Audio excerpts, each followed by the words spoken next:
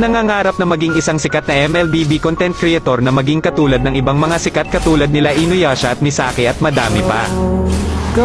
Ikaw isa ka din bang small content creator kagaya ko? Ako kasi noon nung wala pang nagsusuporta sa akin ay nag-upload pero ako nagsimula talaga ako mag-upload sa TikTok. Alam nyo ba kahit 5 views lang ang video ko ay natutuwa pa rin ako kasi may nanonood sa akin. At kahit pa man ganun ay hindi pa rin ako tumigil sa pag-upload kahit na pangit ang video na ina-upload ko. Lagi kong iniisip na kung may pag-asa ba ako na maging katulad ng mga sikat na content creator. Alam nyo ba na kapag may magla-live ay lagi talaga akong humihingi ng skin sa mga sikat na content creator.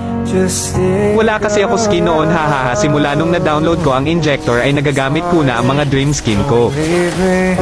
Nung umalis si mama at pumunta ng Manila para doon magtrabaho doon ko naisipan na ay kwento ang buhay ko sa Facebook at sa TikTok. Alam nyo ba nung paggising ko hindi ako makapaniwala na dumami followers ko at nanonood sa akin. At kapag may makikita akong video na maliit lang ang views at react ay hina-heart ko at lagi ako po-comment na ang lakas mo.